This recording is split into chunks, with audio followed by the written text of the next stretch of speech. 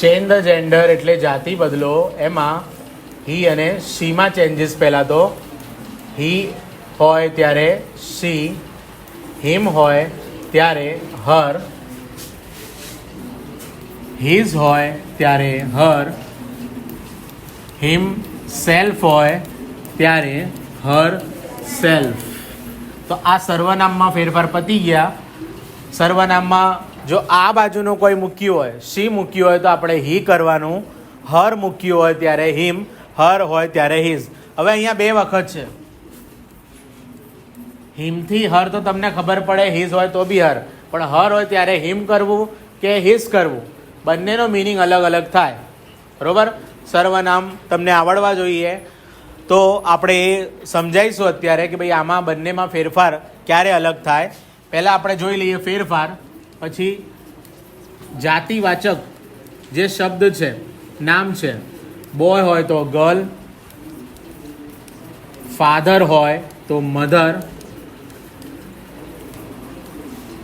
Brother હોય તો sister, સન હોય તો ડોટર, અંકલ હોય તો આંટી,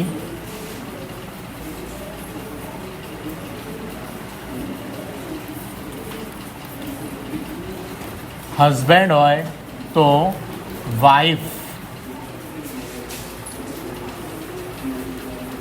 કિંગ હોય તો ક્વીન, પ્રિન્સ હોય તો પ્રિન્સેસ. બરોબર? કિંગ હોય તો ક્વીન, રાજા તો રાણી, પ્રિન્સ હોય તો પ્રિન્સેસ, રાજકુમાર તો રાજકુમારી. ત્યારબાદ એક્ટર એટલે કલાકાર, જે આપણે હીરો માટે વધારે યુઝ કરીએ તો એક્ટ્રેસ. હવે અહીંયા ધ્યાન રાખજો, એક્ટરમાં અહીંયા ઓ આવે ને અહીંયા એક્ટ્રેસમાં ઓ નથી. બરોબર? એક્ટર તો શું આવે? એક્ટ્રેસ. આ સ્પેલિંગ ખાસ યાદ રાખજો. એવી રીતે હીરો, હિરોઈન.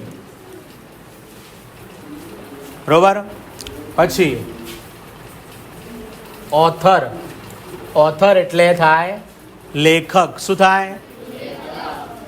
એનું થાય ઓથરેસ. ઓથરેસ એટલે લેખિકા. લેખક તો લેખિકા. બરોબર? એવી રીતે ઘણા છે આમ તો, પણ મોસ્ટ ઓફ જે એક્ઝામમાં પૂછાય છે આપણે અહીંયા જોઈશું. એવી રીતે આવે લાયન તો લાયનેસ. બરોબર? સ્ત્રી જાતિ. ટૂંકમાં આપણે જાતિ જ બદલવાની છે. આખા ફકરાની અંદર 3 થી 4 લાઈન હશે. એ 4 લાઈનમાં ફક્ત જાતિ જોવાની આપણે, કે જાતિ ક્યાં આવે, બીજું કંઈ આપણે અડવાનું નહીં. જાતિ એક સર્વનામમાં આવે, એવી હી અને શી વાળા સર્વનામ, બીજા સર્વનામ નહીં. આઈ હોય તો આપણે કંઈ કરવાનું આવતું નથી. બરોબર? તેવી રીતે નેફ્યુ તો નીઝ. હવે નેફ્યુ એટલે આપણે કહીએ ને ભાણિયો, ભાણેજ, તો એના માટે વપરાતો શબ્દ છે. અને નીઝ, નાઇસ નથી લખેલું, અહીંયા જોઈ લો ધ્યાનથી. NIEC, ઈ હટાવી દો તો નાઇસ બનશે, પણ NIEC, નીઝ એટલે ભત્રીજી. બરોબર? ભત્રીજો અથવા અહીંયા ભત્રીજી. ને નેફ્યુ એટલે કે ભત્રીજો. એ ભાણેજમાં બી ચાલે અને એની અંદર સામે ભાણી જે આપણે કહીએ એની અંદર બી આ ચાલે. ખ્યાલ આવી ગયો? આની અંદર બી જાતિ છે. એટલે જાતિવાચક શબ્દ આપણે ખાસ યાદ રાખવાના. એક છે અંદર પોએટ એટલે કવિ. આપણે આવે છે ભણવામાં તો કવિયત્રી આપણે ગુજરાતીમાં ખબર છે, પણ એનું અંગ્રેજી આવી રીતે થાય પોએટસ. ESS લાગે. કેટલાક ઘણા નામો એવા હશે જેની પાછળ શું લાગશે? ESS. ESS થી આપણને સ્ત્રી જાતિ ખબર પડશે. ખ્યાલ આવી ગયો બધાને? બરોબર? તો આ જાતિવાચક નામ આપણે મોઢે કરી લેવાના. હજી ઘણા છે, જો કદાચ એવા પૂછાય તો આપણે તમને ચેન્જ કરતા આવડવું જોઈએ, પણ મોસ્ટ ઓફ અંદર આવી ગયા. અને કેટલાક એવા છે જે બંને જાતિ માટે યુઝ થાય તો આપણે કંઈ કરવાનું આવતું નથી. જેમ કે સિંગર. સિંગરમાં આપણને સ્ત્રી કે પુરુષ ખબર પડતી નથી. બરોબર? સિંગરમાં કોઈ સ્ત્રી કે પુરુષ ખબર પડતી નથી, એટલે સિંગરનું સિંગર રહે. ડૉક્ટર, એમાં ડૉક્ટર લેડી હોય અને જેન્ટ્સ બી હોય, બરાબર. જો આ મેં શબ્દ બોલ્યો એ બી આપણે લખવાનું. ડૉક્ટરમાં કંઈ નહીં થાય, પણ એક શબ્દ ખાસ પરીક્ષામાં પૂછાય છે લેડી, તો એનું આવે જેન્ટલમેન, બરાબર. લેડીનું શું આવે? જેન્ટલમેન. લેડી એટલે સ્ત્રી, જેન્ટલમેન એટલે પુરુષ માટે વપરાતો શબ્દ છે. આપણે ખોટું ગુજરાતી કેટલાક આપણે બોલતા હોઈએ, એ સામાન્ય ભાષામાં હું બી આવી ગયો એની અંદર, તમે બી આવી ગયા. આપણે કહીએ ને કોણ છે, તો બોલે લેડીઝ બેઠી છે. હવે લેડીઝ એક જ હોય, લેડી હોય. આપણે એને ખરેખર શું કહેવાનું હોય? લેડી. એક હોય એક, તો એ લેડી કહેવાય ને. લેડીઝ એટલે બહુવચનમાં સ્ત્રીઓ વધારે, પણ આપણે સામાન્ય ભાષામાં એક કોઈ સ્ત્રી આવી હોય તો આપણે કહીએ કે ભાઈ લેડીઝ આવી છે, કોઈ લેડીઝ છે, પણ ખરેખર એને આપણે શું બોલાય? લેડી. ખ્યાલ આવી ગયો? જેન્ટલમેન પુરુષ માટે શબ્દ છે. પાછો આ શબ્દ બી જોઈ લો, MAN, મેન એટલે પુરુષ, તો આનું થાય વુમન, બરોબર. પાછું આનું બહુવચન બી જોઈ લો, MEN, મેન. મેનનું બહુવચન મેન્સ થતું નથી, પણ શું થાય છે? MEN એટલે પુરુષો, તો એનું આવે વુમન, સ્ત્રીઓ, બરોબર. ખ્યાલ આવી ગયો? તો આ ખાસ યાદ રાખજો, મેન વુમન ને મેન વુમેન. ખ્યાલ આવી ગયો બધાને? તો આ ચેન્જ ધ જેન્ડરમાં લગભગ ઘણા બધા શબ્દો આની અંદર આવી જ ગયેલા છે. બની શકે આના બહારનું આવે, પણ એક આ શબ્દ હશે. લગભગ આપણે બધા કવર અહીંયા કરી લીધા છે. ખ્યાલ આવી ગયું ને?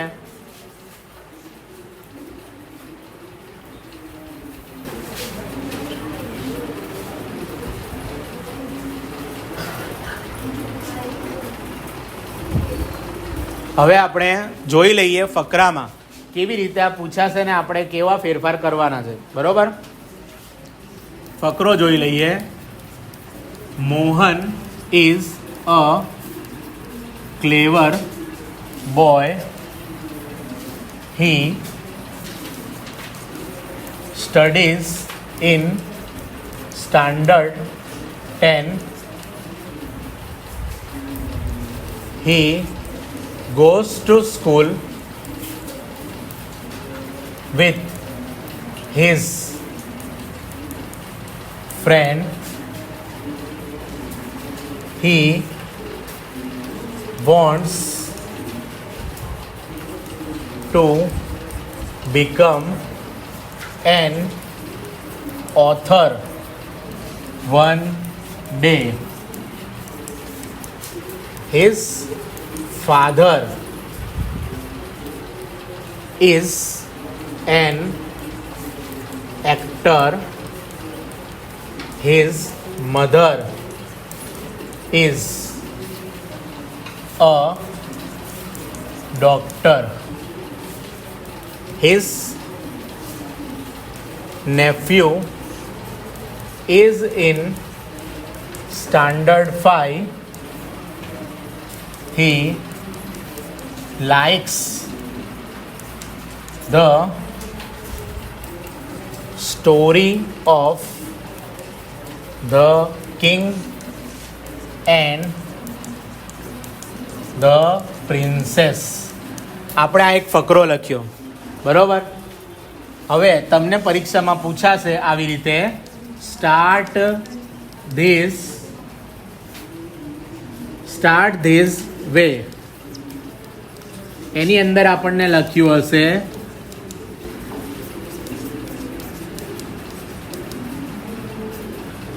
મોહિની ઇઝ અ, આ રીતે છોડી દીધું હશે, બરોબર.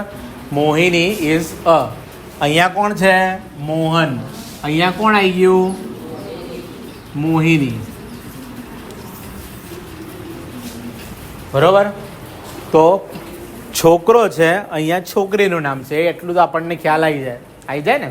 તો હવે આપણને ખ્યાલ આવી ગયું કે ભાઈ અહીંયા છોકરીનું નામ છે, એટલે આપણે સમજી જવાનું કે ભાઈ શું પૂછાયું. આ તો છોકરાનું છોકરીમાં ચેન્જીસ કરવાનું પૂછાયું. તો આપણે ફકરો જોવાનો, પરીક્ષામાં લગભગ આટલો લાંબો ફકરો નહીં હોય, એમાં બધા ટોપિક અહીંયા બધા નામ આવરી લેવા માટે લખ્યું છે. 3 થી 4 લાઈન હશે.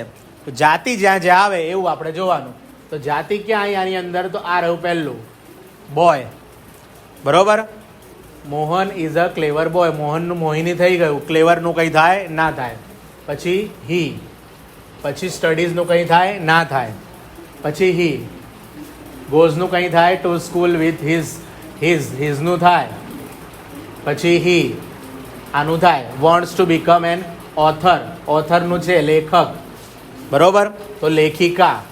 હિઝ તો હર, ફાધર તો મધર. એક્ટર આ ચેન્જ થશે, હિઝ ચેન્જ થશે, મધર ચેન્જ થશે. ડોક્ટરનું કંઈ થશે નહીં. હિઝ ચેન્જ થશે, નેફ્યુ ચેન્જ થશે, હી ચેન્જ થશે, કિંગ ચેન્જ થશે ને પ્રિન્સેસ ચેન્જ થશે. બરોબર, મેં રાઉન્ડ કર્યા છે. આટલા શબ્દો ચેન્જ થાય એના જવાબ શું આવે? તો ઓલરેડી આપણી પાસે છે ને બધા પાસે જવાબો. આપણે આગળ જે હતા એ જ જવાબો, બરોબર. ફરીથી જોઈ લો અહીંયા. તો આપણે એનો જવાબ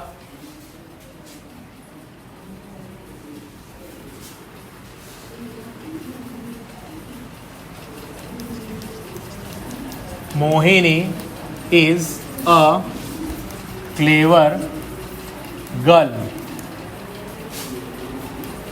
She studies in standard 10.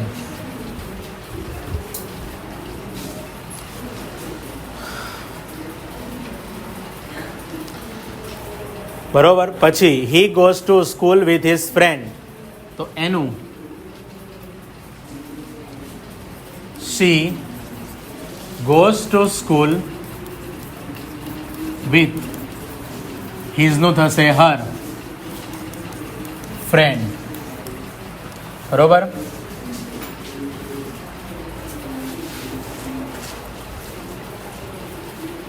પછી લાઈન છે he wants to become an author one day. તો she wants to become an authoress one day.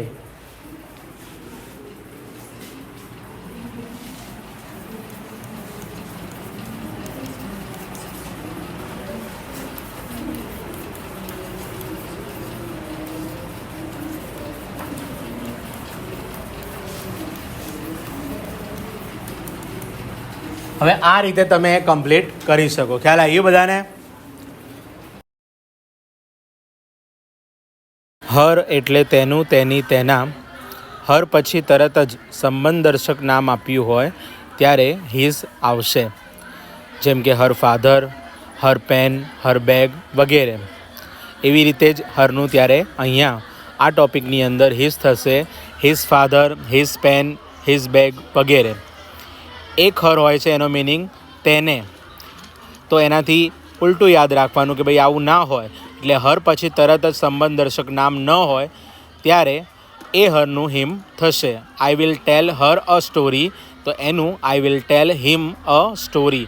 હર પછી તરત અહીંયા સંબંધદર્શક નામ નથી, હર પછી અ લખ્યું છે અને પછી સ્ટોરી છે એટલે. તો મિત્રો, જો તમને આ ટૉપિકમાં ખબર પડી હોય, સમજણ પડી હોય તો આ ચેનલને જરૂરથી સબસ્ક્રાઈબ કરજો, લાઈક કરજો અને શેર કરજો. આપણે ફરી મળીશું બીજા કોઈ ટૉપિક ઉપર. ત્યાં સુધી બાય.